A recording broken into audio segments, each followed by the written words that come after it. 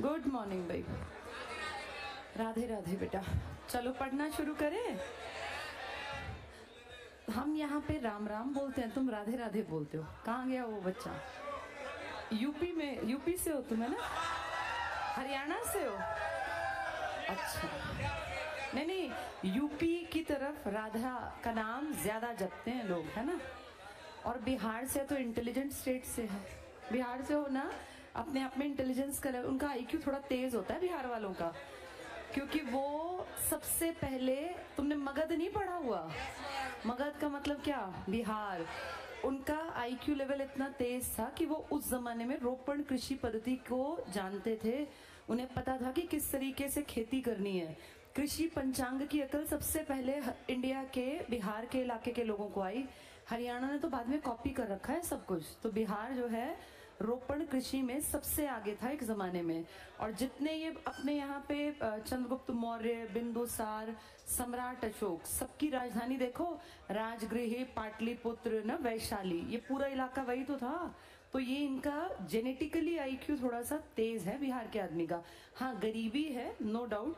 उस गरीबी को काटने के लिए कई बार लोग देखो कितनी मेहनत करके कहाँ कहाँ तक पहुंच जाते हैं। तो पता नहीं है कब क्या अभिशाप बन जाए और कब क्या वरदान बन जाए। बताओ कितना पढ़, कल ये सब पढ़ लिया था क्या बेटा? क्या हुआ? कूलर चलवा दे, इनको खोल तो कम से कम दो। चलो लड़कों की साइड के चलवा देते हैं, है ना? तो इतनी मोटी जैकेट क्यों सच के आता है इतनी गर्मी में? जब तुम सुबह घर से निकलते होगे ठंड होती होगी उस टाइम, है ना? यहाँ एक्चुअली स्ट्रेंथ ज्यादा है ना, बंद है चारों तरफ से। चलो मुझे बताओ, कल हम लोगों ने वो चिश्ती, औलिया, है ना, फरीद, ये चारों पढ़ लिए थे। ठीक है, क्या तुम्हें थोड़ा थोड़ा स्थापत्य समझ में आ गया? ये जो सल्तनत काल के सुल्तान हैं, क्या ये बेसिकली बहुत ज्यादा अमीर लोग थे क्या, या इन्होंने कमाया इंडिया से? और जो कमाता है ना बेटा, वो एकदम से खर्च नहीं कर पाता। जब पहली पीढ़ी कमाती है तो वो बादशाही स्टाइल नहीं मार सकती, क्योंकि उनको पता है कि हम बेस से, जीरो से ही उठे हैं। जो वो बादशाहत है ना, अमीरी वाली फीलिंग, वो जब कई कई कई पीढ़ियां कमाते कमाते निकल जाती है तब आती है। इसलिए हमने देखा था कि जब इसमें गुलाम वंश था, गुलाम वंश के बाद कौन सा आया था? खिलजी। और फिर कौन आए थे? तुगलक। इनमें सबसे ज्यादा पैसा जो बर्बाद भी खूब किया खुल के, वो तुगलकों ने किया। क्या गुलामों ने बहुत पैसा उड़ाया था? नहीं, इनका सारा ध्यान था कमाने पर, क्योंकि बेस तो जीरो मिला था ना भैया। यहाँ पे इब्राहिम लोदी था। अब इब्राहिम लोदी के पिताजी सिकंदर लोदी, उसके दादा बहलो लोदी खुद ही बाहर से आके बसे थे, याद नहीं, अफगानिस्तान से आए थे। तो उनके पास जितना पैसा था, जो इससे मिला पहले वाले को, वो उतना भी नहीं था कि क्या करें उससे, उसकी पुश्तें बैठ के खा लेंगी। इन्होंने भी कमाने पे ध्यान रखा। हम याद करें, एक वर्ड था इक्ता, एक वर्ड था चालीसा। ये अपने सिस्टम को जमाने की जरूरत थी ना बेटा। जैसे एकदम से कोई बिजनेस करता है ना कोई भी आदमी आज भी, तो उसको बहुत ज्यादा मेहनत करनी पड़ती है। एक पीढ़ी, उस पूरी पीढ़ी को जिस आदमी ने, मान लो तुम ही हो, तुम में से कोई एक अलग से हटके कोई काम करे, बिजनेस करे, तो पता है वो कभी भी लाइफ के मजे नहीं ले पाएगा। पहली पीढ़ी सिर्फ और सिर्फ नई चीजें एक्सप्लोर करने में, घूमने फिरने में, चीजों को पता लगाने में ही निकल जाती है। आज जो ये टाटा, बिरला, अंबानी जैसे लोग हैं ना, इनकी पहली पुश्तों ने बहुत ज्यादा मेहनत की। पैसे के मजे ये ले रहे हैं, लेकिन मेहनत ज्यादा की उन लोगों ने। तो इस तरह से इन लोगों ने बहुत ज्यादा मेहनत की। इसमें भी याद है अलाउद्दीन खिलजी, साई सेना, साउथ में जाना, तो इन सब में मेहनत नहीं लगती, बुद्धि लगती है, समय लगता है। इनको जो चीजें मिली ना, वो लगभग सेट चीजें मिली, क्योंकि इस टाइम के इल्तुतमिश ने प्लस बलबन ने, इस टाइम के अलाउद्दीन ने, ये सारा बेस बना के किसको मिल गया? तुगलक को। तभी तो ये सूझा कि खुरासान चल पड़ूं, कराचिल चल पड़ूं, मुद्रा बदल दूं। ये इतने फितूर भरे काम दिमाग में, जो ये उल्टी सीधी चीजें आई, ये इसलिए आई। भूखे मरते के दिमाग में कहाँ फालतू की बात आएगी। तुगलक ने खूब पैसा बर्बाद किया, खासकर दूसरे वाले तुगलक ने, जिसे कहते हैं एमबीटी। इनको एमबीटी ने इतना पैसा बर्बाद किया, इतना फेलियर रहा कि जब उसके कजन को गद्दी मिली जिसका नाम था फिरोज शाह तुगलक, तो लगभग खजाना खाली था। और इसको सबसे पहले किसान खुश करने पड़े कि मुझे टैक्स दे दें। तकाबी ऋण माफ किया था ना, फिर हमने देखा इन्होंने ज्यादा भव्य कोई ऐसे नहीं बनाए, इन्होंने बनाए लेकिन इन्होंने पत्थर का इस्तेमाल किया, क्योंकि वो सारा पैसा इन लोगों का जोड़ा हुआ इनके टाइम में खात्मे पर आ गया था, इनके गलत प्लानिंग्स की वजह से। उसके बाद हमने देखा फिर ये भी कम नहीं थे, इन्होंने बहुत पैसा बर्बाद किया, जिसके चलते वो एक लंगड़ा आदमी, क्या नाम था उसका, तैमूर, भारत आके और जो रही सही कसर थी वो भी निकाल गया। इतना कमजोर हो गया इंडिया कि फिर एक आदमी जो विदेशी था यहाँ राज कर गया, जिसका वंश का नाम था सैयद। सैयद के बाद फिर एक विदेशी आ गए, लोधी। न ये इंडियन न ये इंडियन। अब तक तुम देख रहे हो 1000 साल से कोई इंडियन नहीं है। इंडियंस में इतना कैलिबर ही नहीं था कि हम उनको खत्म कर पाते, भगा पाते। लोधी थोड़े से चालाक थे, इन्होंने अपनी आबादी बढ़ा ली, कहां से लोग बुलाकर, और इसीलिए अफगान लंबे टाइम तक यहाँ इंडिया में अपना वर्चस्व बना गए। फिर ये पीढ़ी दर पीढ़ी जाती नहीं, फिर ये यहीं बस गए। और फिर हमने पढ़ा था वो लास्ट वाला इब्राहिम लोधी, वो थोड़े से नखरे में रहा करता था, जनता से अलग, जनता से ना घुला ना मिला, जिसका नुकसान इसने उठाया, फायदा उठाया इसने, बाबर ने। और फिर 1526 में भारत पर वैसे पहला तो बेटा 1519 का है। अब लगे हाथ इनकी कहानी को जोड़ लेते हैं। बाबर एक आदमी है जिसका बेस अपने विदेश में जहां का ये है, फरगना का, कोई ज्यादा स्ट्रांग नहीं है, ज्यादा पैसा भी नहीं है इसके पास। ये फरगना नाम की एक जगह छोटी सी, वहां का शासक है। अब जितनी छोटी जगह होती है ना उतना पैसा कम आता है, क्योंकि पैसे का सीधा संबंध होता है प्रॉपर्टी से। प्रॉपर्टी जितनी होगी उतना ही ज्यादा टैक्स आएगा, और टैक्स आएगा तो खजाना भरेगा। जितने ज्यादा लोग होंगे वो भी तो टैक्स ज्यादा देंगे। एक तो प्रोडक्शन ज्यादा हो प्लस जनता ज्यादा हो तभी तो टैक्स आएगा। प्रोडक्शन का मतलब क्या भाई, गेहूं, मिट्टी कितनी बढ़िया। अगर तुम्हारी मिट्टी बहुत बढ़िया, देश की जैसे अपनी बात करें तो फर्टिलिटी हमारी मिट्टी की बहुत ज्यादा है, यहाँ बहुत बढ़िया, बिना नहरों के भी हमने खेती। पहले नहरें कहाँ थी ज्यादा, याद है, गुलामों ने और खिलजियों ने कोई काम ही नहीं किया, फिर भी खूब टैक्स आता था। तो ये जो प्रोडक्शन है ना, ये प्लस जनता की अधिकता, अगर ये दोनों चीजें ज्यादा हैं तो ये खजाने को भर देती हैं। और खजाना कैसे भरता है, टैक्स से। अब फरगना की प्रॉपर्टी भी छोटी, आदमी भी कम, तो क्या बहुत टैक्स इकट्ठा कर पाएगा, नहीं। जब टैक्स इकट्ठा नहीं होगा तो ऑब्वियस सी बात है बड़ा राजा बनेगा नहीं। अपनी हम बात करें, हमारी सबसे बड़ी ताकत उस टाइम पर भी ये दोनों थी, हमारा प्रोडक्शन भी ज्यादा और जनता भी ज्यादा। हम उस देश की बात कर रहे हैं जहाँ एक जमाने में जब पहला बड़ा अखंड भारत का राजा बना तो किताबें लिखती हैं कि उसके पास 6 लाख की तो सेना थी। तुम इमेजिन करो, जिसके पास 6 लाख की सेना होगी, जनता कितनी होगी। और तब क्या सच में बहुत बड़ी सेना की जरूरत पड़ती थी, नहीं, तब सेना बहुत कम लोग रखते थे। तो इससे आइडिया लगता है कि हम तब भी बहुत बड़ी आबादी थी हमारी। ये तो बेटा चंद्रगुप्त मौर्य, बहुत पुरानी बात। उसके तो बाद हम जो बात कर रहे हैं तो हमारे पास की है। आज तुम 2024, अगले 1526, 500 साल पुरानी वो तुम बात कर रहे हो ईसा पूर्व की। तो तब से अब तक आबादी घटी होगी या बढ़ी होगी। तब के बाद तो कितने विदेशी आके तुम्हारे देश में बस गए, ये तुर्की, ये खिलजी, ये अफगानी, ये सब बाहर के तो हैं। इसका मतलब हमारी आबादी बहुत ज्यादा। और इस आदमी की नजर थी कि भैया ऐसा इलाका मिले जहां प्रोडक्शन प्लस आबादी ज्यादा हो। उसका सबसे बढ़िया एग्जाम्पल हमारा देश था। तो ये पहले भी आया 1519 में। इसने एक किला था हमारा बाजौर, बाजरे जैसा लगता है सुन के, बाजौर का किला। इस पे सबसे पहले इसने बड़ा अटैक किया, लेकिन उस टाइम ये सक्सेसफुल बड़े लेवल पे नहीं हुआ। फिर बड़े लेवल पे इसका पहला अटैक था 1526 में, जब ये पानीपत के युद्ध में। हम सबको पता है हमेशा देश का नुकसान गद्दार आदमियों ने किया, यहाँ भी गद्दारी थी।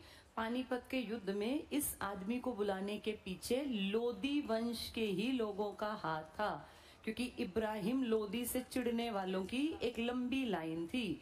अगले का दादा याद है, अमीर खड़े हैं तो मैं भी खड़ा रहूंगा, सरदारों के बराबर हूं मैं। अब ये बात ये थोड़ी ना मानते थे, ये कहते थे कौन तुम सरदार, हटो यहाँ से, भागो। तो सरदार चिढ़ते जलते तो होंगे ही, रिलेटिव्स भी चिढ़ते होंगे।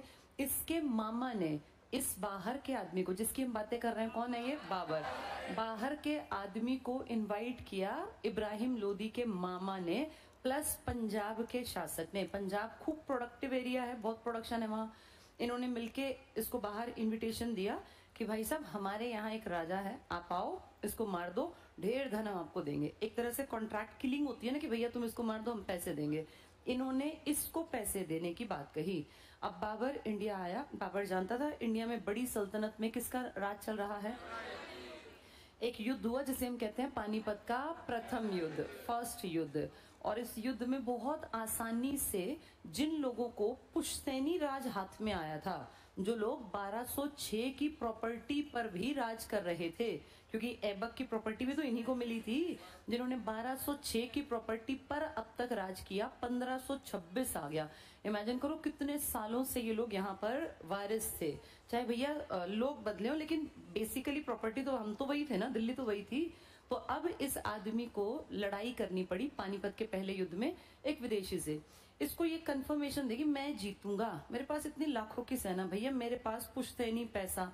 अब ये बाबर छोटा सा फरगना का एक शासक, लेकिन उसने ना इसको कम आंका। ये बाबर पुश्तैनी बहुत ज्यादा खूंखार प्रजाति का था, क्योंकि इसके दादा तैमूर और चंगेज, नाना और दादा दोनों ऐसे परिवारों के थे जिनकी वर्ल्ड में एक नाम से ही लोग कांपते थे कि चंगेज खान। और हमारा तो दोनों से संबंध था। 1221 में हम बच गए थे इल्तुतमिश की समझदारी से कि भाई साहब मेरे यहाँ नहीं आया। अगर हमने उस मंगबरनी को अपने यहाँ एंट्री दी होती तो हम तभी खत्म थे। पता नहीं फिर क्या होता इतिहास। इसको हमने देख रखा था, इल्तुतमिश ने समझदारी से भगाया। तैमूर तो नुकसान करके ही गया था। तैमूर तो ये सैयद ऐसे राह चलते किसी को बना गया कि तुम दिल्ली सल्तनत के राजा। सोचो हमारे तुगलकों का बंटाधार कर गया था ये तैमूर, जिनको कितनी प्रॉपर्टी वैसे ही मिल गई बिना काम किए। इसका मतलब इन दोनों की बहुत ज्यादा ताकत थी। इनके खानदान में से निकल के ये बाबर आया है, एक दादा की तरफ और एक नाना की तरफ। तो इस बाबर में गुण भी तो वैसे वैसे होंगे। ये बात ये समझ नहीं पाया। ये भूल गया कि मेरे दादा कौन थे। अफगानिस्तान का एक नॉर्मल सा आदमी था, जिसने अफगानों को, पठानों को यहाँ बुला के और बहुत प्यार से रख के 38-39 साल राज किया। हम जानते हैं ना, विद्रोह भी ज्यादा नहीं हुए थे, बड़ी इज्जत करता था, अमीरों के मकबरे। अगला आदमी जो था ना इसका दादा, वो समझदार था, सामाजिक आदमी था, उसने समाज के लोगों को अपने साथ रखा।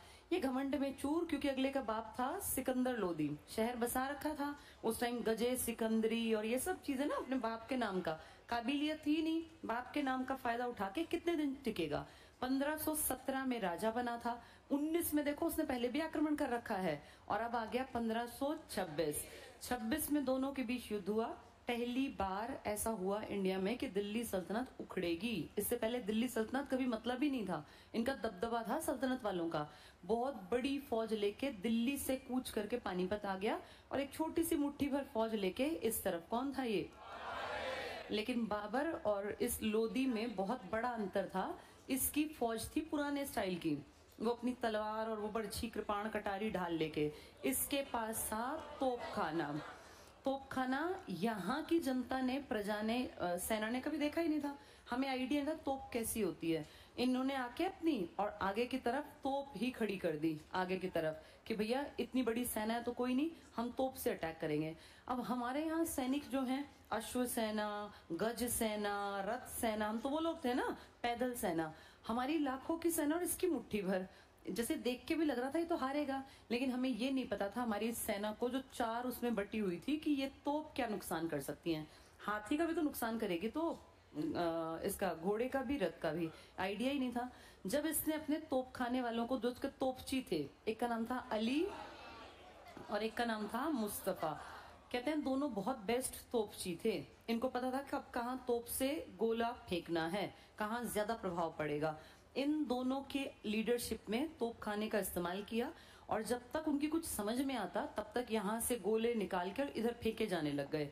एक गोला जब आके गिरा, इनको तो समझ में नहीं आया कि क्या उड़ता आ रहा है, एकदम गिरा और 1000 आदमी मर गए। जब तक वो गिरा तो कितनी धूल मिट्टी, और आदमी नॉर्मल ऐसे थोड़ी खड़ा खड़ा उड़ जाता है, शरीर दिखता भी नहीं, चितड़े। जब तक उनकी समझ में आता क्या, तब तक वहां से गोला आ गया। ऐसे इसने गोले मारने शुरू किए, तो जो पीछे के आदमी थे एकदम आदमी डर गया, क्योंकि अनएक्सपेक्टेड था ना, इसका आइडिया था ये क्या होगा। तो ये सब बेचारे ना एक तरफ को होकर भागने लग गए। मान लो इन्होंने अपना रास्ता कि भैया भागो, ये हमारी समझ में नहीं आ रहा क्या हो रहा है, यहाँ से भागने लगे। तो उससे सारी सेना एक तरफ को इकट्ठी हो गई भगदड़ में। ये पहले से समझदार थे, इन्होंने सारी तोप का मुंह इधर घुमाया और सारे गोले इस तरफ। इस तरह से इनकी सेना प्लस इनका राजा जो था इब्राहिम लोदी, इन सब का नुकसान हुआ। और इतनी बड़ी भारत की, दिल्ली सल्तनत की सेना इस मुट्ठी भर बाबर की सेना के सामने घुटने टेक गई। बहुत सारी तो मारी ही गई। अब बाबर के मन में एक बात आई कि भैया जब मैं इसको मार सकता हूँ तो इसके खानदान के तो कोई बचा ही नहीं है। ये जिन्होंने मुझे बुलाया ये इतने डरपोक हैं कि ये इसको नहीं मार पाए, और मेरे लिए ये बच्चे की तरह था मारना। इसका मतलब मैं यहाँ सबसे ताकतवर हूँ, क्योंकि मैंने उसको मार दिया जिसको सब जिससे डरते और दबते थे। ये बात किसके मन में आ गई? मैंने क्या कहा, बाबर के पास ना तो बड़ी जमीन थी, ना प्रोडक्शन, ना टैक्स। इंडिया कितना रिच एरिया, इंडिया में जो एक बार आया ना बेटा, उसकी आंखें खुली रहती थी कि इतनी बढ़िया मिट्टी, इतनी बढ़िया, क्योंकि यहाँ मैदान कितना बड़ा था। ये जिन देशों से आते थे ना, वहाँ भूखमरी थी, पहाड़ थे, पठार थे, मैदान नहीं थे बढ़िया। हम थे अमीर देश के, यहाँ मैदानों में बीज डालो तुरंत फसल तैयार। आप अभी देख लो ना, अभी धान कटे थे, अब खेतों में जाके देखो हरियाली आ गई, कहीं मेथी कहीं पालक। किया क्या है, सिर्फ वो खेत खाली करके और बीज ही तो डाला है। इस बात को 15-20 दिन हुए होंगे, मार्केट में देखो कितनी हरियाली है। ये सब कहाँ से आई? मिट्टी से।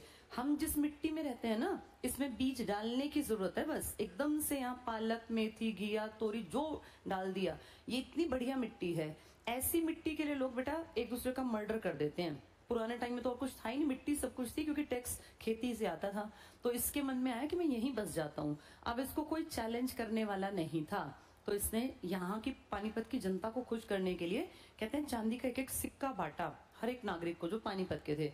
पानीपत के लोग वैसे ही इब्राहिम लोदी से चिड़े हुए थे, क्योंकि वो किसी से बात ही नहीं करता था, वो अपने में खोया रहता था। तो पानीपत की जनता ने, क्योंकि इब्राहिम का साथ नहीं दिया, और पानीपत की जनता को किसने सिक्के बांट दिए? बस फिर बाबर ने देखा कि यहाँ बसना ठीक है, अमीर इलाका है। और देखो ऐसे ही तो ऐबक भी आया था। कौन से ऐबक के पिताजी की जमीन थी और कौन सी अफगान वालों के पिताजी की जमीन थी? यहाँ तो सभी आके बसे हैं। एक और आ गया बाबर। हम इंडियंस इस टाइम साइड में रहते थे, हम तो देखते थे कौन लड़ रहा है, कौन क्या कर रहा है, और ठीक है जो राज करेगा हम तो टैक्स उसी को दे देंगे। हमने कभी ज्यादा टेंशन ली ही नहीं। आज से नहीं, हम तो बहुत सालों से चुपचाप शांत थे। पानीपत के पहले युद्ध से एक बात क्लियर हो गई कि दिल्ली तक की बेल्ट पे किसका राज चलेगा। लेकिन बाबर एक बात जानता था कि जनता को तो मैंने एक एक ये सिक्का दे दिया, पर यहाँ के जो आसपास के दिल्ली के तगड़े ताकतवर राजा हैं, वो तो मुझ मेरे एंटी होंगे। जैसे सिर्फ दिल्ली से काम नहीं चलेगा ना, राजस्थान की बेल्ट भी तो ताकतवर है और दिल्ली से लगती है। और एक बहुत बड़ा आदमी, आप सबको ने नाम सुना होगा, राणा सांगा। भैया इसका नाम, बहुत बड़े आदमी थे राणा सांगा। ऐसा कहते हैं ना, इनके शरीर पर 100 से ज्यादा तो घाव थे, और इतने भयानक घाव जिसमें आदमी एक घाव जब लगा होगा तो मर जाए, वो इन्होंने झेल रखे। कितनी लड़ाइयां लड़ी होंगी। तो राणा सांगा जैसे लोग, जैसे 3 बड़े युद्ध इनको लगातार में लड़ने पड़े। 1527, 1528, 1529। फिर ये मरी गया। अगर ना मरता तो क्या पता और लड़ता। 1526 में एंट्री हुई बड़े युद्ध से, पानीपत के युद्ध। इब्राहिम लोदी इकलौता जो लड़ाई में मारा गया। कुछ लोग कहते हैं इब्राहिम लोदी की मौत के बाद ना बाबर को इब्राहिम लोदी की माँ ने खाने में जहर वहर घोल दिया था। धीरे धीरे वो काम करता रहा, ये मर गया। पता नहीं सच या झूठ, हमें भी नहीं पता। ये 3 लड़ाइयां बड़े काम की हैं पानीपत के बाद।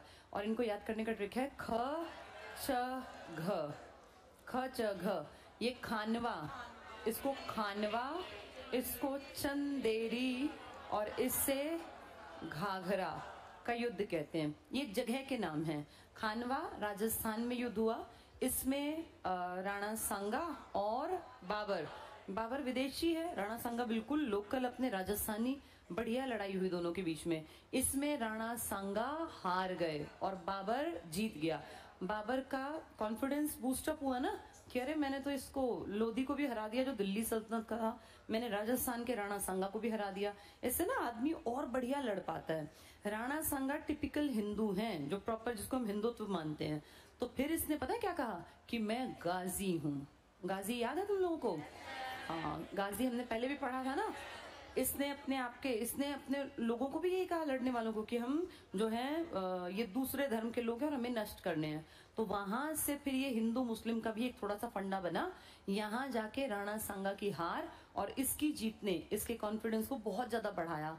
अगले ही साल ये किससे लड़ा? चंदेरी में मेदिनी राय, ये वहीं के लोकल राजा मेदिनी राय, ये भी हार गए। तो वो कॉन्फिडेंस ना फिर अपने आप जीत की लाइन बना देता है। इसके बाद ये लड़े घाघरा का युद्ध। कोई अफगान पठान था, अफगान, इससे लड़े और इससे लड़के भी जीत गया। लगातार 4 साल तक जीत ने इसका कॉन्फिडेंस इतना बढ़ा दिया कि जहां जहां इलाका था इसने डिसाइड किया कि अब मैं जितने दिन हूं, लाइफ का नहीं पता, हर साल इलाके को बढ़ाऊंगा। एक आदमी जिसके पास 1 गज जमीन नहीं थी 1526 में, अब वो इन सबको हराने के बाद इनकी प्रॉपर्टी का मालिक भी तो बन गया ना। यानी वो पूरी दिल्ली सल्तनत प्लस राजस्थान की बेल्ट प्लस मेदिनी राय की और इस पठान की, इसके पास प्रॉपर्टी आ गई। जो 1526 में खाली हाथ था, 1530 में जब वो मरा तो उसके बेटों के पास प्रॉपर्टी थी। महज 4 साल में बड़ी प्रॉपर्टी के मालिक और रोजी रोटी का बढ़िया जुगाड़, क्योंकि इस इलाके से बहुत टैक्स आता था, अमीर लोग थे। तो देखो इसे कहते हैं ये लक भी है प्लस मेहनत भी है। इस आदमी ने 4 साल में अपनी अगली पुश्तों को बैठ के खिलाने का काम बांध दिया। महज कितने साल में? 4 साल। इसका बेटा था हुमायूं।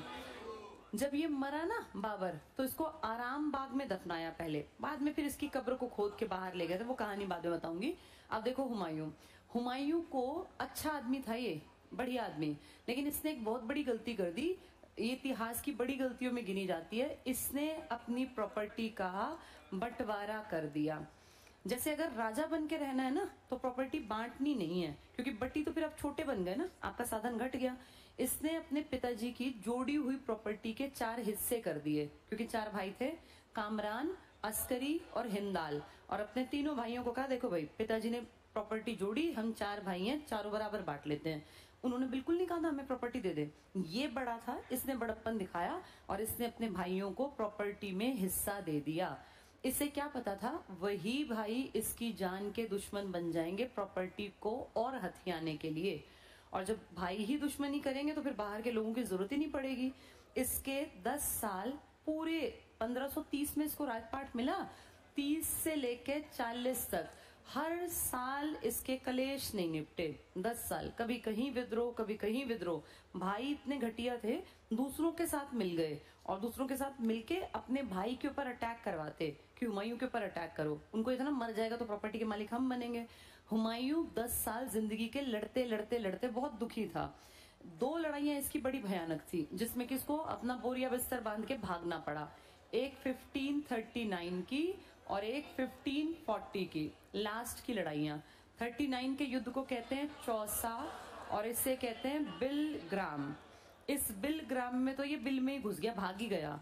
चौसा और बिलग्राम की लड़ाई एक ऐसे आदमी से हो रही थी जो बहुत बड़ा भी नहीं था, जिसका नाम है शेरशाह सूरी। अब ये शेरशाह सूरी कौन है? जिसके बाप और दादा ने कहीं कहीं काम करके थोड़ी थोड़ी प्रॉपर्टी के मालिक बने हुए हैं। इनमें एक आदमी का नाम था इब्राहिम खान सूरी, जिसने हरियाणा के किसी जागीरदार के पास काम करके नारनौल की छोटी सी, नारनौल में कोई प्रोडक्शन नहीं होता, महेंद्रगढ़ खेती वैसे भी कम है, आज भी कम है, तब कितनी कम होगी। तो शेरशाह सूरी का बैक बहुत पैसे वाला नहीं है। इनके दादा से पहले का तो नाम भी नहीं पता किसी को, और इनके पिताजी का भी नाम बड़ा नहीं है।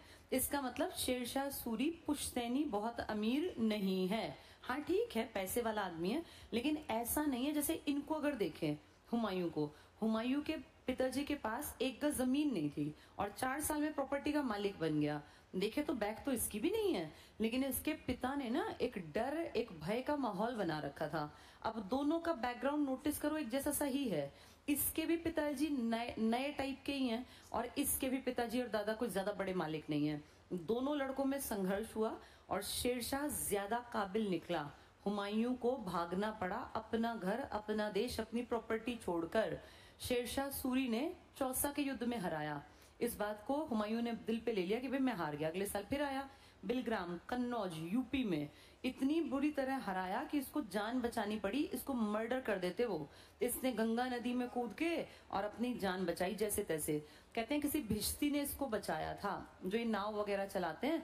इसने उस भिश्ती को कहा, अब जैसे तैरना तो आता था, पर युद्ध भूमि में से जब भागा तो लोहे के पूरे वो पहने हुए थे ना, क्योंकि युद्ध में तो भैया सब कुछ। अब उतने भारी के साथ तैरोगे कैसे? तैरने के लिए आपको नॉर्मल कपड़े पहनने पड़ेंगे। वो इतना लोहा और वो पीतल और वो सब शरीर पे तान के कितनी देर तैरोगे? तो इसका मरना निश्चित था, ये डूबता। लेकिन उस भिश्ती ने इसको पकड़ के ऊपर खींच लिया, ये बच गया। बाद में इसने उस भिश्ती को कहा कि तुम्हें नहीं पता तुमने क्या किया, मैं भारत का बादशाह हूँ। ये तो बेटा सुल्तान से बड़े बादशाह थे, और मैं जिस दिन मुझे वापस अपनी मलकियत मिलेगी, एक दिन का सुल्तान, एक दिन का बादशाह तुझे बनाऊंगा। 1 या 1.5 दिन का ऐसी कोई बातचीत हुई। आगे जाके जब ये दोबारा आया ना राज में, तो इसने बनाया भी था, और इसने फिर 1 दिन के लिए चमड़े के सिक्के चलाए थे, चमड़े के सिक्के, क्योंकि इनका काम चमड़े का था। लेकिन 1 दिन के सिक्कों से होना क्या था बेटा, अगले दिन तो फिर वही राजा वापस वाला था। तो ये भाग गया देश छोड़ के। कौन आदमी? हुमायूं। किसके कारण? दोनों का बैकग्राउंड समझ में आ रहा है? दोनों के पीछे ज्यादा कुछ नहीं है, दोनों यहाँ पे अपने बाप दादा की पुरानी मलकियत के मालिक बनना चाह रहे थे, प्रॉपर्टी बढ़ाना चाह रहे थे, जिसमें नुकसान में आ गया हुमायूं। हुमायूं जब यहाँ से भाग गया तो रास्ते में होते होते अपना सिर छुपा के भाग, बड़ी दुर्गत हुई थी इसकी, बहुत सारे किस्से हैं लेकिन अब वो नहीं सुनाऊंगी। हुमायूं फाइनली 1540 में यहाँ से भाग के और 1555 में वापस आया। कितने साल बाद? 15 साल। इन 15 सालों में इसके बेटे का जन्म हुआ था 1542 में, जिसका नाम है अकबर। अकबर पैदा हुआ था, एक जगह पड़ती है अमरकोट, यहाँ का राजा था राणा वीरसाल। इसके महल में इसको ना, हुमायूं को हर टाइम डर था कि कहीं मुझे मरवाने के लिए या तो मेरे भाई वही अस्करी, कामरान और हिंदाल, या फिर ये शेरशाह सूरी, ये कोशिश करेंगे मुझे मरवा दें।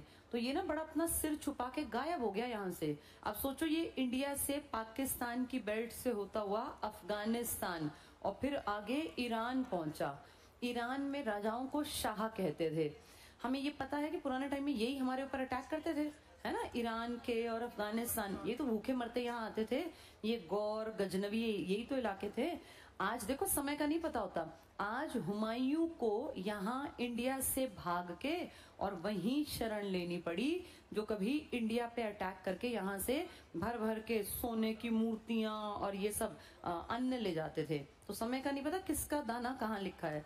इसको उस देश में जाके शरण मांगनी पड़ी जो भूखे मरते यहाँ भागे आते थे कि हम भूखे मर रहे हैं, पेट भरने के लिए अनाज इनसे लूट लो, ये तो फिर पैदा कर लेंगे। और 1-2 साल नहीं, कितने साल गायब रहा? 15 साल। 1542 में इस बेल्ट के आसपास फिर यहाँ गया। ईरान के शाह ने पता है क्या कहा? इसने बताया होगा भी मेरे पिताजी फरगना के शासक थे, ऐसे ये थोड़ी कहो कि मैं टिपिकल। ये बताया होगा इंडिया में हमारी बादशाहत थी पर मैं ऐसे फंस गया। तब राजा कोई भी कभी भी फंस जाता था, ये कोई बड़ी बात नहीं थी। ईरान का शाह अच्छा आदमी रहा होगा, उसने इसको कहा जब तक रहना हो यहाँ रहो, मैं कभी ये नहीं कहूंगा कि चले जाओ। और बहुत बड़ी बात है बेटा, 13 साल किसी को अपने घर में रख लेना, है ना। अब क्या पता 13 साल बाद बाय चांस आ गया ना आता, जिंदगी वहीं कटनी थी। तो इसने, ईरान के शाह ने 13 साल तक इसने जब तक नहीं कहा कि मुझे जाना है, अपने यहाँ रखा। फिर ये खबर तो लेता ही होगा, अपनी प्रॉपर्टी छूट गई, दुख तो आता ही है। ये खबर रखता होगा कब कहाँ क्या हो रहा है। तो इसको खबर मिली कि सर आपको जिसने भगाया था, कौन था वो तो 5 ही साल बाद मर गया। 1540 से 45 में ये मर गया। इसके बेटे काबिल नहीं थे, 10 साल जैसे तैसे समय उन्होंने बिताया। ये खबर उड़ती उड़ती पहुंची हुमायूं के पास यहाँ कि सर अब दिल्ली पे किसी का बढ़िया आदमी का राज नहीं, और अगर आप कोशिश करें सारी प्रॉपर्टी आपके पिताजी ने तो जोड़ रखी थी वो सब आपको मिल जाएगी। किसी भी आदमी के मन में आएगा कि भाई कोशिश कर लूं, भाई दूसरे के घर कितने दिन मेहमान बन के। 13 साल तुम अपने नानी दादी के घर भी अगर रहने लगो, माँ बाप के घर को छोड़ के, तो बड़ा मुश्किल हो जाता है। ये वापस आया तो शाह ने कहा भाई मैं मदद करता हूँ, मेरी ये सेना ले जा। 1-2 आदमी बड़े बड़े से भेज दिए। तो वहां से ये हुमायूं 1555 में शाह की सेना की मदद से इंडिया में वापस आया। और फिर इसने लड़ाई लड़ी सरहिंद की, पंजाब का इलाका है सरहिंद, यहाँ से इसकी हिंदुस्तान में वापसी हो गई, आ गया हिंदुस्तान में। लेकिन जब ये यहाँ आया ना, तो उस टाइम पर दिल्ली पर काबिज हो गया था हेमचंद्र विक्रमादित्य। अब तुम्हें हेमचंद्र विक्रमादित्य हिंदू दिखाई दे रहा है ना, ये विक्रमादित्य हमारा हिंदुओं का नाम। अब ये है मुस्लिम, इस्लामिक। तो अब यहाँ पर जब ये आया तो कोई नहीं, एकदम से तो खैर लड़ाई नहीं हुई, लेकिन इसने आके और इसने फिर कहा कि ठीक है अब दिल्ली पर हम राज करेंगे। तो उस टाइम पे कोई सोशल मीडिया, अखबार तो थे नहीं, धीरे धीरे खबरें फैलती थी। तो इसने आके, जो शेरशाह ने बनवा रखा था ना कामकाज, क्योंकि 5 साल तो रहा ही था, वहीं पर शेरशाह ने एक लाइब्रेरी बनवाई थी दिल्ली में, अभी भी है ये। उसकी स्ट्रक्चर कुछ ऐसा है कि उसमें 8 कोने हैं, अष्टभुजाकार। याद है वो तेलंगानी का अष्टभुजाकार वो था मकबरा, ऐसे ही मान लो। और ये ना ऐसे सीढ़ियों पर है, ऐसे गोल गोल सी सीढ़ियां हैं, नीचे ऐसे स्ट्रक्चर, ये अभी भी दिख जाएगी तुम्हें दिल्ली के पुराने किले में। जू पड़ता है दिल्ली में, चिड़ियाघर, उसके बिल्कुल साइड में गेट है पुराने किले का, वहीं है ये सारा स्ट्रक्चर। तो शेरशाह की बनाई हुई इसको अष्टमंडल कहते थे, लाइब्रेरी थी। इसको हुमायूं को पढ़ने का बड़ा शौक था। जैसे ना कुछ लोग शौक रखते हैं कि भाई किताबें पढ़ें, तो वो यहाँ आके दिल्ली में, और उसने कहा चलो शेरशाह ने क्या क्या स्ट्रक्चर बनाया देखता हूँ। ये बहुत पुराना किला है जिसकी मैं बातें बता रही हूँ, ये इन लोगों का बनाया हुआ नहीं है, ये पांडवों के टाइम का जब इंद्रप्रस्थ वगैरह था ना तब के बनाए हुए स्ट्रक्चर है। इसमें नया नया ऐड करते जाते हैं, जो बन गया उसने कुछ बना दिया, फिर कोई बन गया फिर बना दिया। तो इसमें एक लाइब्रेरी थी जिसका नाम था अष्टमंडल। हुमायूं बुक्स का शौकीन था और पता चला यार मेरे दुश्मन ने बनाई थी लाइब्रेरी, तो देखूं क्या क्या पढ़ता था, कौन कौन सी किताबें हैं। इसमें ऊपर गया, किताबें देखने लगा, 4-5 किताबें बड़ी अच्छी लगी, अरबी फारसी का उस जमाने का दौर था। तो ये अपनी किताबें लेके दोनों हाथों में, और नीचे वो चोगा पहनते थे, ऊपर ओवरकोट, भारी भरकम सिर पे। एक तो ये राजा परेशान भी बहुत रहते, इतने कपड़े सजने की क्या जरूरत है पता नहीं, ऐसे ऊपर से नीचे सजे धजे, लेकिन उसके टाइम की जरूरत थी। कोई मारे भाला वाला घोपे तो मोटे कपड़े होने चाहिए, कोई एकदम से आके अटैक करे तो ये अपना वहां किताबें लेके दोनों हाथों में और चलने लगा। सीढ़ियां गोल गोल सी थी, जैसे ही उतरने लगा कहते हैं वो एकदम से अजान की आवाज आ गई, जो वो अल्लाह अकबर टाइप की वो आवाज होती है जिसमें इस्लाम में नमाज पढ़ते हैं, तो वो सुन के और नीचे बैठने लगा। अब ये बुजुर्ग तो हो ही गया होगा, आज का थोड़ी ना है ये, तो ये बुजुर्ग हो गया था। एकदम से हाथ में दोनों में 5-5 6-6 भारी भरकम हस्तलिखित किताब, हमारी तरह नहीं पतली पतली, भारी भरकम किताब। तब किताब में वजन भी ज्यादा होता था, क्योंकि तब पन्ना आज के पन्ने की तरह ऐसा नहीं था मोटा, क्योंकि हाथ से लिखा जाएगा इंक से, मोटी मोटी कई कई किलो की किताबें, भारी वो कपड़े। और बैठने लगा तो वो एकदम कपड़े जो थे ना वो अपने ही पैरों में उलझ गए बैठते बैठ। कई बार होता नहीं, कई लड़कियां साड़ी वाड़ी पहनती हैं गिर जाती हैं ऐसे, इसका कारण वो इतनी भारी होती है ना। तो ये भारी कपड़े उस टाइम आदमी भी पहनते थे, वो उसमें उलझ गया। उलझ के वो टेढ़ी सीढ़ी थी, अगर मान लो चौड़ी सीढ़ी हो तो आदमी एक पे गिरे, अब वो गोल गोल स्टाइल की बनवा रखी थी। कहते थे वो कैसी मनहूसियत निकली, शेर मंडल में आया था और यहीं दफन हो गया। ऐसा लुढ़का, यहाँ से लुढ़कता लुढ़कता लुढ़कता नीचे जाके जो लास्ट की सीढ़ी थी ना उसके माथे में यहाँ कड़ गई। तुमने बेटा पुरानी सीढ़ी और अब की सीढ़ियों में बहुत अंतर है। अब पुरानी सीढ़ी ना बहुत भारी, इतनी ऊंची ऊंची, पूरे पत्थर की बनती थी, भारी पत्थर, आदमी को एक पे से भी फिसल जाए ना तो अच्छी चोट लगेगी कई दिन के नाम की। ये ऊपर से नीचे लुढ़कता लुढ़कता लुढ़कता और लास्ट इसके माथे में गड़ गई। कई लोग कहते हैं वहीं मर गया था, कई कहते हैं 2-3 दिन तड़पता रहा फिर मर गया। कभी भी मरा हो, मर गया अगला। इसमें जैसे ये कौन ही पूछेगा तब मरा या कब मरा, मर गया अगला। तो हुमायूं की डेथ हो गई, और किसी ने लिखा है कि इसकी जिंदगी को ज्यादा अच्छी नहीं थी, ये लुढ़कता लुढ़कता ही बेचारा अपने प्रशासन को संभालता रहा और लुढ़कता लुढ़कता ही चला गया। 1555 में आया था और किस्मत में राज नहीं था। कब मर गया? 56। अगर इसको देखे तो ना तो इसके पिताजी ने राज किया, पिताजी कब आए थे? 26 में, 1526, है ना। लड़ते लड़ते लड़ते क्या आ गया? जैसे राज करने का मतलब होता है ऐश करना, जो आपको कुछ भी ना करना पड़े, आप आराम से घूमें मजे करें। इस बेचारे ने तो सिर्फ और सिर्फ हर साल लड़ाई की, और लड़ाई में कंफर्म नहीं होता कि हम जिंदा रहेंगे, लड़ाई तो ये होती है कि शायद मैं वापस ही ना आऊं, क्या पता मरी जाऊं। 4 साल लड़ते लड़ते चला गया। इसने कोई बादशाह होने का फायदा नहीं उठाया। इसका बेटा पहले 10 साल लड़ा, 30 से 40, और जब नहीं लड़ना पड़ा तो वो माथे में ऐसी गड़ी सीढ़ी की बेचारा मर ही गया। तो इन्होंने मजे नहीं किए बेटा, मजे करेगा अकबर के टाइम, क्योंकि बाप और दादा की प्रॉपर्टी अब मिली हुई किसके हाथ में आ गई? अकबर। मैं ये बार बार तुम्हें बता दूं, एक पीढ़ी कभी ऐश नहीं करती, एक पीढ़ी तो बेटा स्ट्रगलर होती है हमेशा।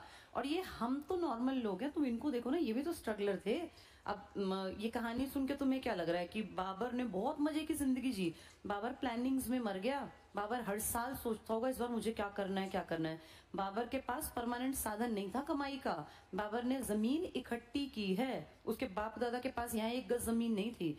हुमायूं यहाँ से भागना पड़ा, किसी के घर, किसी की रिश्तेदारी में भी 13 साल नहीं टिक सकते। अनजान आदमी के घर 13 साल, क्या सोच के इसने काटे होंगे और क्या सोच के रोटी खाता होगा, कितना मन पे इसके पे बोझ पड़ता होगा ना कि मैं कब तक यहाँ बैठा रहूंगा। 10-20 दिनों में 13 साल, 15 साल घर से बाहर रहा, आया तो वो लुढ़क के मर गया। यानी इनकी 2 पीढ़ियां तो स्ट्रगलिंग थी। अब सारी प्रॉपर्टी किसको मिली? अकबर के पास जो सबसे इंपॉर्टेंट चीज थी ना, एज फैक्टर। जैसे इसके दादा को देखे तो बुजुर्ग होके ही आए थे यहाँ, ये यंग लड़का था। जब इसके हाथ में राजपाट आया, ये 1542 का पैदा हुआ और 56 में प्रॉपर्टी का मालिक बन गया। कितनी उम्र थी? 13 साल 8-10 महीने का था बच्चा, 8वीं 9वीं क्लास का, जब इसको प्रॉपर्टी का मालिक बना दिया। ये ऑब्वियस सी बात है, 13-14 साल में अकल नहीं होती। तो इसका सारा काम संभाला बैरम खां। बैरम खां शाह ने भेजा हुआ था। कहां से आया होगा? ईरान। तो ईरान के शाह ने अपना एक खास क्लोज आदमी बैरम खां कि भाई इनको 13 साल हो गए यहाँ आए, हमारी जिम्मेदारी बनती है, हमारे मेहमान हैं। और वो जानते होंगे ना ईरान ने कितना खा रखा है इंडिया का भी, तो एक होता है ना ड्यू टू कर्टसी कह लो कि भैया चल तुम चले जाओ। ईरान के शाह ने इसको भेजा, बहुत ज्यादा अच्छा आदमी था। इसकी नजर से देखना, हम अपनी नजर से देखें तो गद्दार है भाई इंडिया के खिलाफ, लेकिन ये सोचो इसका कोई यहाँ बेटा नहीं है। इसने अपना बेटा अकबर को मान लिया और अकबर की ही ग्रोथ पे इसने काम किया। 1556 में जब वो 14 साल का लड़का है, जब तक वो 18 साल का नहीं हुआ, इसने उसका एक भी दिन जो है वैसे नहीं जाने दिया। 13-14 साल के बच्चे कोई मर्डर ही कर दे, भाई कोई सेनापति सोचे इसको मार दूं, मैं ही ना बन जाऊंगा, मेरा बेटा राज करेगा, किसी के मन में आ सकता है। इसने कितनी केयर की होगी कि इस लड़के का बाल भी बांका नहीं हुआ, ये कितना स्ट्रिक्ट रहा होगा, और इसने कितनी चौकसी रखी होगी कि इस लड़के का कोई मर्डर ना कर दे। इसका अपना बेटा थोड़ी ना है। और तो और यही मार देता ना, मार देता और कहता मैं ही राजा हूं, तो हम क्या कहते हैं? हम थोड़ी ना कुछ वो, हम तो चुपचाप खड़े रहने वाले लोग थे। ये नहीं बना बादशाह, ये बहुत बड़ी बात है। और यहाँ से देखे तो इसके अंदर इतनी ह्यूमैनिटी थी, इतनी मानवता थी कि मेरी जिम्मेदारी है इस बच्चे की केयर करना। ये बेटा सब में नहीं होती। सब अरे सगे भाइयों को नहीं मार रहे थे क्या? पीछे में देखा कामरान अस्करी हिंदाल ने क्या किया, इसी के पिताजी को। इसने कितना अच्छा काम किया बैरम खान ने। इसने अकबर को संरक्षण दिया। और जो अकबर था ना, तुरंत से बैरम खां अकबर की सेना 1556 में, कौन सी लड़ाई? पानीपत की सेकेंड लड़ाई। किस किस के बीच हुई है? हेमू और अकबर। अकबर तो बच्चा है, असली लड़ाई किसके साथ हुई? बैरम खां।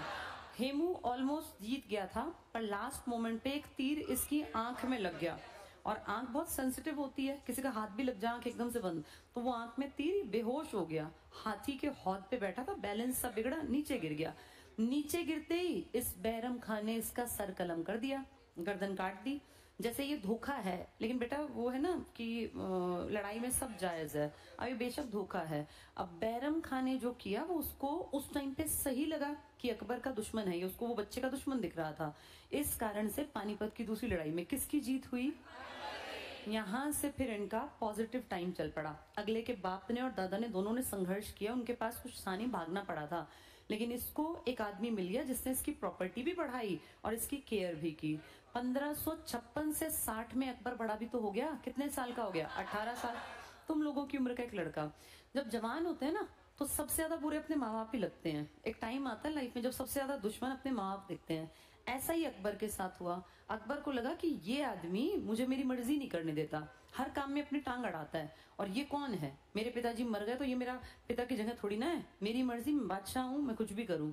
अकबर 18 साल का होते होते बैरम खां को कहता है आपने मन मर्जी बहुत चला ली, जैसा मेरा मन करेगा मैं वो करूंगा। बैरम खां थोड़ा सा ना स्ट्रिक्ट आदमी था, जिसने अकबर के खिलाफ संघर्ष किया, इसने उसका मर्डर कर दिया। ये उसको बख्शता नहीं था, ये कहता था अपने दुश्मन को अगर हमने जिंदा छोड़ा वो फिर आएगा। असलियत में ऐसा ही होता है, हमने ये गलती पहले भी कर रखी है। 1192 की लड़ाई कभी होती ना, अगर 91 में क्या करते? गौरी को मार देते।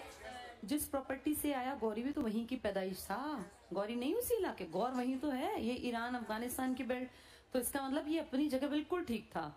अगर ये गलती कर देता, एक दो को जिंदा छोड़ता, तो फिर प्लानिंग बनती कि अकबर को मार दो। तो इसने इसको देखे तो इसने अपने दिल से किसके लिए अपना समर्पण किया? अकबर, कि ये बच्चा मुझे बचा के रखना है, कोई भी इसकी तरफ आंख उठाएगा तो मैं उसको नहीं छोड़ूंगा। इसने सारे काम अकबर के लिए किए। लेकिन कई बार क्या होता है, जब बच्चे की एक्स्ट्रा केयर की जाती है ना, तो बच्चे को लगता है मेरे ऊपर बहुत बंदिशें हैं। अब तुम्हारी माँ तुमसे पूछे हाँ कहाँ रह गया, कहाँ रह गया, कहाँ रह गया, भाई कहाँ रह गए, तो फिर ये कहता है यार हर टाइम माँ को यही काम है क्या? भाई बार आएगी, खाना खा ले, खाना खा ले, फिर तुम जल्ला जाता है, बना के रख दो ना, अपने आप खा लेंगे। ये ओवर प्रोटेक्शन, ओवर केयर ना आदमी को रास नहीं आती। ऐसा ही अकबर के साथ हुआ। अकबर ने इनको कहा कि भाई आप हर चीज में अपनी मर्जी चलाते हो, मैं जिसको कहता हूँ नहीं मारना आप उसको भी मार देते हो। तो बदतमीजी हुई, तू मैं हुई।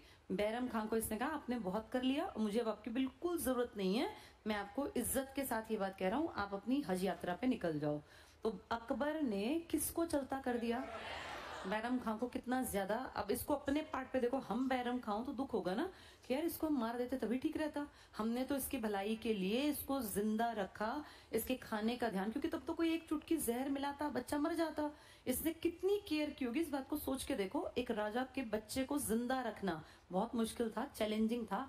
कितने सेनापति, कितने अर्थ मंत्री, वित्त मंत्री, कितने मंत्री इसको मारना नहीं चाहते होंगे क्या? और बड़ी प्रॉपर्टी थी, फ्री की इतनी बड़ी प्रॉपर्टी पे कौन नहीं चाहता मेरा बेटा राज करे। तो इस तरह से बैरम खान ने इसको प्रोटेक्शन दिया, लेकिन इसको वो बुरा लगने लगा, बंदिश लगने लगी, इसने इसको चलता कर दिया। बहुत लोग कहते हैं कि बैरम खां को किसी बाद में रास्ते में किसी ने मार दिया, कुछ कहते हैं कि नहीं ये वापस आया, इसने विद्रोह किया, अकबर ने मरवा दिया। जो भी हुआ हो, ये फाइनली मारा गया, इसकी हत्या कर दी गई। हाँ, इसका एक बेटा था जिसको अकबर ने पूरी इज्जत दी और अपने नवरत्नों में से एक, मतलब 9 रत्न जो बड़े कीमती थे, उनमें से एक बैरम खां का ही बेटा था। तो अगर वैसे देखें तो अकबर ठीक आदमी था। क्या पता ओवर भी करता हो बैरम खां, पता नहीं, जाता बुढ़ापे में दिमाग सठिया जाता है। कई बार नहीं, बुढ़े लोग होते हैं वो केयर करते करते मतलब इंसान को परेशान कर देते हैं, वैसा भी हो सकता है। जो भी रहा हो, अब अकबर समझदार हो गया। कितने साल का? लेकिन जिसके माँ बाप ना हो ना बेटा, अमूमन उनके ऊपर दूसरे लोग अपनी मर्जी चलाने लगते हैं। तो इसको जब ये छोटा, जब पैदा हुआ था ना 1542, तो इसके फादर को सबसे बड़ा डर था कि मेरे बेटे का मर्डर करेगा कोई ना कोई। क्यों? क्योंकि ये बादशाह का बेटा है और इसके दादा और मैं, हम दोनों भारत के बादशाह रहे, तो कोई इसको मारेगा ये सोच के कि ये आगे बादशाह वापस ना बन जाए। तो हुमायूं के मन का डर कैसे दूर करे? उसने अपनी एक नौकरानी को बुला के, जिसका बेटा था अभी अभी जन्मा था, इसने उसको कहा कि तू इसको ले जा और तू सबको यही बताना कि तेरा बेटा है, तेरे ही घर रहेगा, तू ही खिलाएगी पिलाएगी, हमसे कोई संबंध नहीं, जब ये पल बढ़ के बड़ा हो जाएगा तब हम इसको ले लेंगे। नौकरानी इतनी अच्छी औरत थी, वरना आज की औरतें हो तो 10 जगह फोटो खींच के डाल देंगे, देखो ये हमने अडॉप्ट कर लिया। उस बेचारी ने कभी किसी को नहीं बताया, किसी को नहीं पता चला कि ये अकबर है। इसने पाल पोस के बड़ा किया अपने बेटे के बिल्कुल बराबरी पर, उतना ही खिलाना पिलाना, उतना ही सारा काम करना। तो जब इसने अकबर ने उसको भगा दिया ना, 18 साल का हो गया, किसको? बैरम खां। तो फिर इसको ये मत सोचो, इसको सोचो अब ये इसकी माँ है, क्योंकि बच्चा तो जिसके पास रहेगा उसी को माँ मान लेगा। और इसने प्यार भी किया होगा, बहुत प्यार से अपना बेटा समझ के पाला होगा, तो उसका अटैचमेंट था। तो जब बैरम खां हट गया ना, तो उसको फील हुआ कि अरे मेरे बेटे के सिर पे से अब तो राजा भी मर गए जो हुमायूं था, और बैरम खां भी, अब मुझे अपने बेटे को संभालना पड़ेगा। क्योंकि ना बच्चों को अमूमन पेरेंट्स कभी बड़ा नहीं मानते, उन्हें लगता है अरे हमारे बच्चों को समझ नहीं है। ऐसा ही होता है। 50 साल का आदमी कभी पिता अगर जिंदा बैठा है ना, तो सोचेगा मेरे बेटे को कोई बेवकूफ ना बना दे। उनको हमेशा ऐसा लगता है, क्योंकि पेरेंट्स की नजरों में हम कभी बड़े हो ही नहीं सकते बेटा। तो अकबर ने जब बैरम खां को भगा दिया, तो वही माँ, उसके मन में आया कि मेरा बेटा तो अकेला पड़ गया। तो ये पहुंची और इसने कहा बेटा मैं तुझे समझ नहीं है, तू पढ़ा लिखा भी नहीं, मैं तुझे सलाह दूंगी। 2 साल इसने सलाह दी, 1560 से लेके 62। अब ये इतना ज्यादा उकता गया इसकी सलाहों से, क्योंकि वो औरत बेटा घर में रहने वाली एक औरत है। देखो इसमें जेंडर बायस होने की बात नहीं है, पर इस बात में कोई दो राय नहीं है कि जो बाहर निकलता है उसकी बुद्धि का विकास हमेशा ज्यादा होता है। आदमियों का दिमाग ज्यादा विकसित क्यों था पिछली पीढ़ियों में? क्योंकि आदमी ज्यादा बाहर निकले। देखो जो लोग कहते हैं कि औरतों का दिमाग विकसित नहीं था, इसके पीछे भी बायोलॉजिकल कारण है। पुराने टाइम में औरतें सिर्फ घर तक सीमित थी, आदमी बाहर जाता, शिकार करता, किसी को जानवर को मारता, इन सब में बुद्धि का इस्तेमाल करता होगा ना। ऐसा तो नहीं जा रहा और शिकार पकड़ के ले आया। शिकार को मारना है तो पहले छिपना पड़ेगा, फिर उसको देखना पड़ेगा कौन सा पत्थर फेंक के मारूं कि इसको लग जाए, कहां से इसको छिप के पकड़ लूं, यही तो करता होगा। जितने आदमी काम करेगा उतना उसका दिमाग शार्प बनेगा। औरत तो घर बैठी अपना आ जाएगा, कोई जानवर मार के ले आएगा, उसको पका के खा लेंगे। तो औरतों का काम ना बौद्धिक रूप से कम एक्टिव थी औरतें, आदमी ज्यादा एक्टिव। आदमी को रास्ता भी याद करना है, आज जीपीएस है, तब थोड़ी ना था। जंगल में कहाँ गया, कहाँ से उसने वो पकड़ा जानवर, हिरण, अब मान लो घर ही ना मिले फिर क्या करेगा हिरण का? तो उसको याद भी रखना कि मैं ऐसे पेड़ से आया था, यहाँ मुड़ा था ऐसे। तो आदमी का दिमाग ना डायरेक्शंस में बहुत तेज हो गया इस्तेमाल करने के कारण, और उसको चाल और ये सब चीजें आ गई। हम अगर देखें अब की पीढ़ी में, अब बहुत सारी लड़कियां गाड़ी ड्राइव कर लेती हैं, स्कूटी चला लेती हैं। वो पापा की परी वाला टाइम धीरे धीरे घट गया बेटा। अब जो स्टार्टिंग में आई थी ना लड़कियां, उनको तो देख के डर लगता था कि भैया ये पता नहीं कहाँ एकदम से स्कूटी को मार देंगे। हाँ, लेकिन अब तुम एक चीज मानो, कल को जब तुम सब बड़े होगे, तुम्हारे घर में जो बेटी होंगी अगली पीढ़ी में, वो सब बढ़िया चलाएंगी गाड़ियां, क्योंकि धीरे धीरे धीरे बौद्धिक विकास होने लग गया। अभी जो लड़कियां है ना, वो कंपैरेटिवली ठीक हो गई। आज से 8-10 साल पहले जो स्कूटी लेके निकली थी लड़कियां, उनसे तो डर लगता था, क्योंकि उनको कुछ भी नहीं आता था। उनको ये भी समझ नहीं थी कि पीछे से कोई आ रहा है तो मैं इंडिकेटर दे दूं, मुझे मुड़ना है तो। हाँ, तो इसलिए मैं अभी भी जो औरतें 40 से ऊपर की हैं और वो ड्राइव करती हैं, उनसे थोड़ा दूर रहना चाहिए, क्योंकि वो उस पीढ़ी की हैं जो इनिशियल स्टेज में सीखी। तुम्हारी पीढ़ी बेटा ठीक है, तुम एक्टिव हो, और तुमसे जो अगली आएंगी ना, जो बच्चियां आज 10 साल 8 साल की, तुम देखना वो लड़कों की तरह ही। आजकल मैं देखती हूँ कई लड़कियां फोन भी सुनती रहती है, स्कूटी पे चलाती रहती है। इतनी समझ आ जाना भी बहुत बड़ी बात है।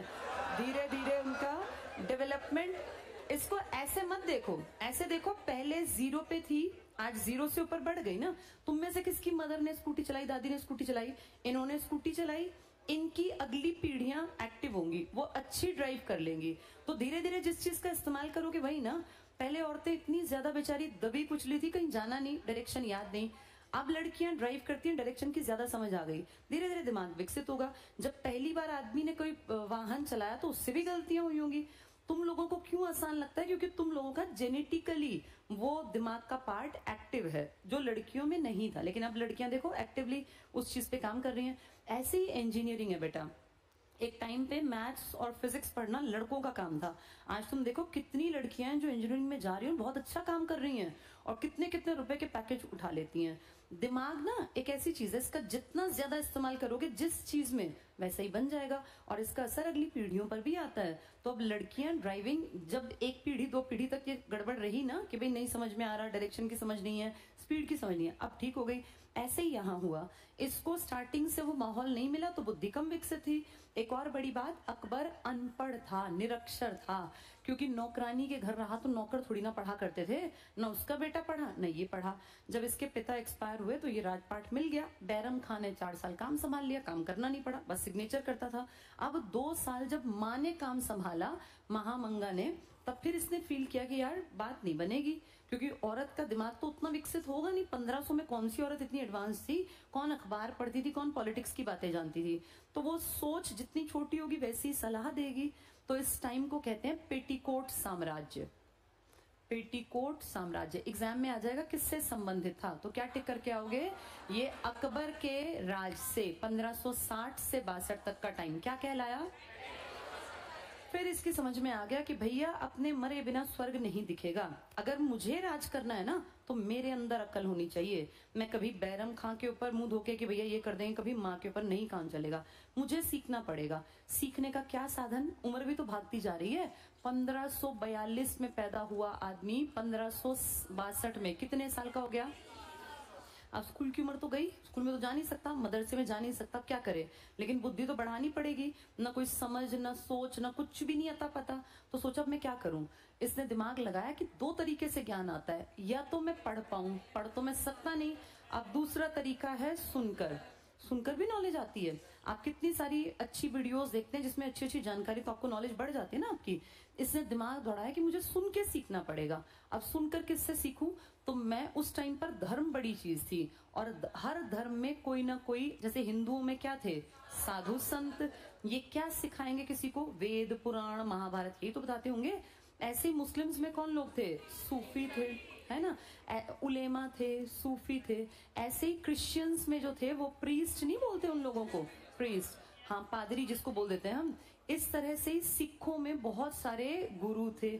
तो इनको लगा कि यार ये लोग हैं जो मेरी इंटेलिजेंस के लेवल को बढ़ा सकते हैं, मेरी समझ को बढ़ा सकते हैं। तो अब इनको कहाँ बुलाऊं? तो इसने एक इबादत खाना नाम की जगह डेवलप कराई। इबादत होता है पूजा, एक तरह से इबादत खाना। और इसने कहा मैं यहाँ ना मेन लोगों को बुलाऊंगा और उनसे बैठ के पूछूंगा उनसे कि भाई तुम क्या सोचते हो, दुनिया क्या है, मानवता क्या है, शरीर क्या है, आत्मा क्या है, मन क्या है, और राजा के क्या कर्तव्य है, क्या नहीं करना चाहिए, क्या करना ठीक है। तो इसने इबादत खाना बनवाया, और इस इबादत खाने में 2 बड़े बड़े मान लो ऐसे बेंच, मतलब बैठने के लिए, अब वहां राजा बैठता बादशाह, यहाँ किसी धर्म के एक्सपर्ट्स, जैसे हिंदू धर्म के बुला लिए, तो बड़े बड़े आज भी तो हैं, देखे नहीं, कई बड़े बड़े महाराज जी टाइप के लोग होते हैं। अभी देखो जब हमारे पीएम मोदी ने नया वो इनॉग्रेशन किया इसका, लोकसभा पार्लियामेंट हाउस का, देखो कितने बड़े बड़े पंडित आए हुए थे, है ना। वो बेटा ज्ञाता हैं, जो ये गलियों में घूमते हैं इस टाइप के नहीं है वो, उनको उपनिषद वेद वेदांत सब जबानी याद है। तो वो बैठ के, और बहुत बड़े, एक वो देखिए अंधे से महाराज जी हैं, बड़े फेमस है वो ना, हाँ, तो वो देखो नॉलेज है उनको उपनिषद वेद पुराण सब याद है जबानी, जबकि देखो उनकी आंखें भी नहीं है। तो ऐसे लोगों को बुला के, और इसने कहा आप मुझसे भाई 1 घंटा बताइए, मुझे जरा अपने धर्म के बारे में बताइए। तो बता दे कि भाई हमारा ऐसा धर्म है, हमारा धर्म ये कहता है, ये कहता है। सुन सुन के आदमी को ज्ञान है, अच्छा हिंदू धर्म ये कहता है। फिर ऐसे ही अगले दिन यहाँ कोई ईसाई बुला लिए, पादरी। ईसाई कहाँ से आ गए अब तक देश में? क्योंकि पुर्तगाली आ चुके देश में, दक्षिण भारत में 1498, और जब इसको राजपाट मिला तो ईसाई आके यहाँ अपने वो चर्च वर्च और ये सब साउथ में बना चुके थे। तो फिर इसने ईसाइयों को बुलाया, भाई तुम बताओ। तो उन्होंने बताया जी हमारे ऐसे ऐसे हमारे एक भगवान थे, बैतलहम में जन्मे, वो ये कहते थे मानवता के लिए ये करो, और शरीर इसलिए, आत्मा इसलिए, इस तरह की बातें। तो उससे भी नॉलेज आई। फिर इसने अपने धर्म के बुलाया कि आप क्या कहते हो उलेमा, आप क्या कहते हो जो पढ़ाने वाले सूफी वगैरह। तो सब कुछ सुन सुन के फाइनली इस आदमी की नॉलेज का स्तर पहले के मुकाबले बहुत ज्यादा बढ़ गया। अब इसके सामने कोई भी बात करता तो ये जवाब दे पाता। पहले तो ये ब्लैंक था, नील था, इसको कुछ भी नहीं आता था। अब ये बोल पाता था। धीरे धीरे धीरे इसका ज्ञान बढ़ा, इसको समझ में आया कि सब धर्म एक ही बात करते हैं।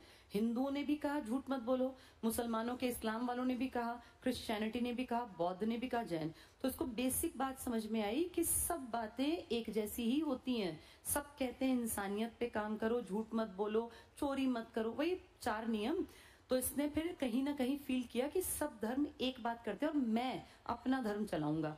सिर्फ 40 साल की उम्र में 1582 में इसने अपना धर्म तौहीद ए इलाही चला दिया। इसी को कहते हैं दीन ए इलाही।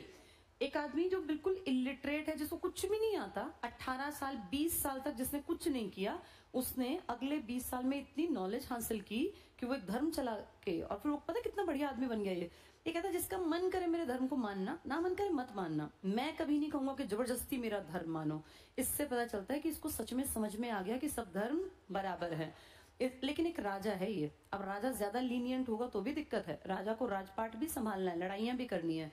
लड़ाई करनी है तो भैया युद्ध नीति, रणनीति, चालाकी भी चलनी है। इसके दिमाग में एक बात आई कि मेरा सपना, मेरे दादा ने 4 साल में प्रॉपर्टी जितनी बनाई, मेरी ड्यूटी है मैं उस प्रॉपर्टी को बहुत बढ़ा दूं। और बढ़ाने के 2 ही तरीके हैं, या तो मैं सबसे युद्ध करूं, या फिर आसपास के राजाओं के साथ वैवाहिक या मित्रवत नीति बना लूं।